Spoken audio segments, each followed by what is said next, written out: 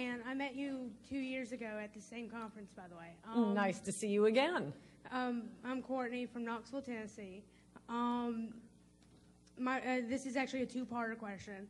And the first question is probably wondering by 99% of the whole people here, are you running next year for the presidency? And if not, why not? Why, thank you. And then part two is, are you taking interns for what you do? Am I taking what? Interns. Oh, interns? Yeah. Yeah, if any of you are really good at computers, I have a few computer things I want to work out, but I am so looking for a computer jock right now, so I'm glad you asked that. Apparently, the younger you go, the better they know computers. No, I will not be running for president. I apparently lack something politicians need, diplomacy. And there were 2 times when Bush was president, and I realized I could never be a politician. Once was, right after 9/11 and subsequently, when he's always going around talking about Islam, a religion of peace. It's a religion of peace. And as you know, I use the phrase frequently too, but only sarcastically. And I understand why Bush had to say that. We do have Muslim allies. We're not going to take on the whole Islamic world. There haven't been that many homegrown attacks. But I don't think I could say it without dripping with sarcasm. And the second time was when they hung Bill Clinton's portrait at the White House and Bush had to say nice things about Clinton. No, I could not do that. Well, thank and you. just as a rule of thumb, I don't think you can run someone for president who hasn't run for office, who hasn't held elective office. I think it's got to be a governor or a senator, just to save you all a lot of time and heartbreak that I have been through myself. You can't run from the House, as much as I love Michelle Bachmann and Thaddeus McCotter. You can't run without holding elective office, as much as I love Herman Cain. And this is coming from someone who has supported in the past for president Pat Buchanan, Steve Forbes, Alan Keyes, and Duncan Hunter. At some point, you learn your lesson. Preferably a governor, probably a senator, but right now, it's going to be Romney unless Chris Christie jumps in, I say. And, yeah, frankly, all of them are better than John McCain. It's not that bad. Okay, well, thank you. Thank you. Hi, I'm Grant from the Young Britons Foundation. I was just thinking during your speech, what's the hardest question I could ask you? What is your favorite Obama policy?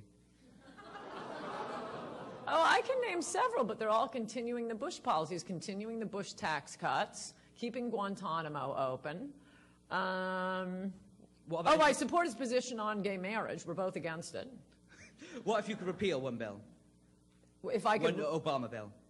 Obamacare. Okay. I think all of America is dying to repeal Obamacare. Thank you. Thank you. And with that accent, you should hope we repeal Obamacare if you want to get good health care someplace in the world. Hey, how's it going there? My name's Chase Salazar, and I go to the University of Oregon. Go Ducks! Wow, Oregon has a strong presence here tonight. Who knew? I'm actually going to be an incoming freshman, and I'm going into biochemistry. And I'd like to pursue a course into pre-med. And obviously I have some concerns about Obamacare. Right. If it does come into effect and there isn't a repeal, what catastrophe do you think might happen? Well, I don't want to tell you this because I would like smart kids to keep becoming doctors, but I don't think it'll happen. Democrats are always complaining about how much doctors get paid, after graduating at the top of their class, working constantly through college, going to law school, spending 10 years in internships where you will never go out and see your friends, by the way. Oh, no, they're paid too much. No, doctors are paid the least well of any profession in America. How about comparing a doctor to screw-off John Edwards, who just comes in and, I'll take $300 million. How has he made society better? Trial lawyers come in and wreck everything. But of course, we couldn't include tort reform with Obamacare. If it's not repealed, and I think it will be repealed, becoming a doctor will be like becoming a postman. And I don't mean to diss postmen, but I think most people look at a doctor. I certainly did. My roommate was a pre-med and is a surgeon now. And when I was, dancing on tables and drinking in bars, she was in the chem lab every Friday and Saturday night. And the idea that she doesn't have John Edwards' wealth and John Edwards has it, I mean, it shows you there's something wrong with this system. But the reason American doctors are paid, although I think they're paid way too little, are paid less than European doctors is it's not that impressive a job in Europe. It's like being a postman. You're working for the government. And do you think that the rates of kids going into medical school will drop significantly because the pay decreases? And that it won't be as hard to get in. It won't be our top students as it is now. It's a very, very bad thing. We've got to repeal Obamacare. Amen. Thank you. And I hope you become very wealthy as a doctor. Hi, I'm Christine Ursell. I go to Providence College. I saw your clip from the Father Albert show like a few weeks ago. Oh, I was wondering if anybody saw that. And pretty much the entire audience and possibly the host wanted to kill you at some point. Yeah. How do you maintain your composure, and do you have any advice for like students like me when in a similar situation in a classroom when everyone hates me? Oh, that I take with relish. Enjoy it. It's funny because I was making a conscious decision in that case, and sometimes I do, because they were, I don't know if any of you saw this, it was all some of the stupidest people you've ever seen, all single mothers. It was like I was sitting with an audience of Jerry Springers, standing up haranguing me, and man, were they stupid. And I could have been meaner, but I just thought, for viewers at home, sometimes it's better if you just absorb the attacks, because if you get them back, well, then people who may not already be on your side aren't necessarily on your side. But I did walk out thinking, oh, screw it, I wish I had attacked back. Though I've gotten a lot of emails since then from people very sympathetic, so maybe it works. But, I mean, I suppose I'd say, at least in my case, and probably many of your cases, we're Christians, we love to be attacked.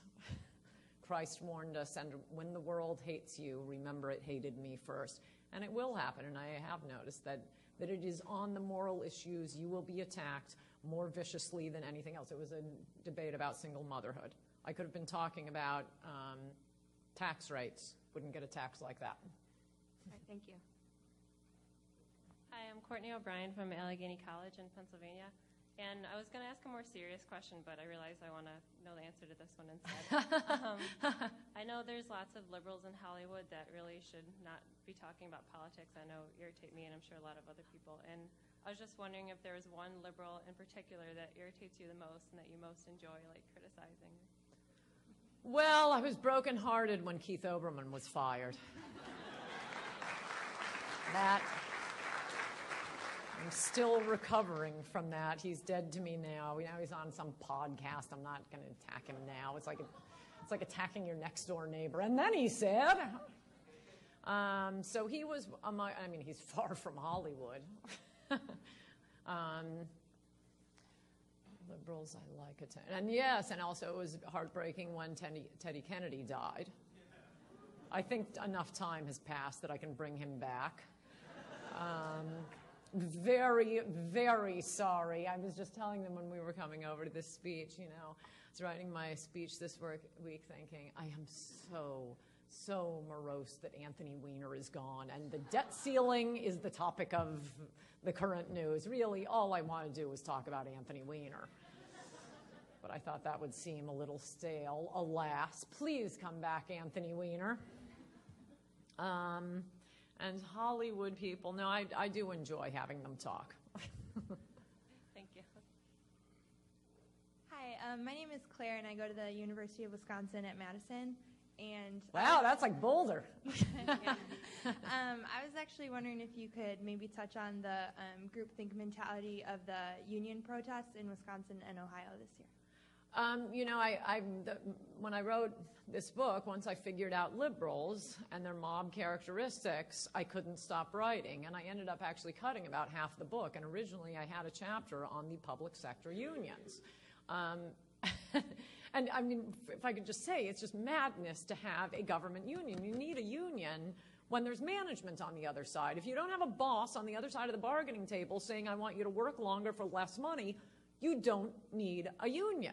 And you have exactly the opposite of that when it comes to government employees, because the Democrats have this parasitic relationship with them where the Democrats will get ever more fabulous pensions and health care benefits and retirements and work rules for people who work for the government, and in return the government unions make sure the Democrats get reelected.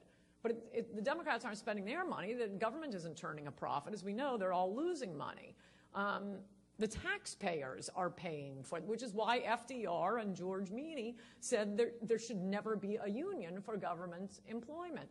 But that really, I think, is the big division now. And no, you see all of the mob techniques, the slogans, the chanting, and not only the psychological mob techniques, but branching out into actual dangerous mobs, including, I have a section in my book on the attacks on people's private individuals' homes.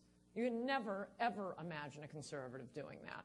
Frankly, you can never imagine a conservative coming up with a slogan. We keep trying to. We're just not good at slogans. It's not our thing. We want to stand with, a chart and a pointer and use logic and facts. That's what conservatives do. One of my friends told me after the 2000 election, when you were all 5, Gore tried to steal it. You've probably read about that in the history books. Oh, no, you haven't. You went to public schools. Gore tried to steal the election, and so conservatives were staging protests. Anyway, she goes to one of these protests, and she used to be on the left, and all she could talk about was how pathetic the conservatives were at protesting, and they all go out with their little handmade signs, and there's a guy with a bullhorn, but he doesn't get the idea of a chant and how a chant is supposed to be responded to. So he'd be saying into the bullhorn, "We oppose the recount because it violates the Constitution, and we should," and he's going on, and everybody's waiting to hear what they're supposed to chant back to. We just can't do it. But they take to it like fish to water. Thank you.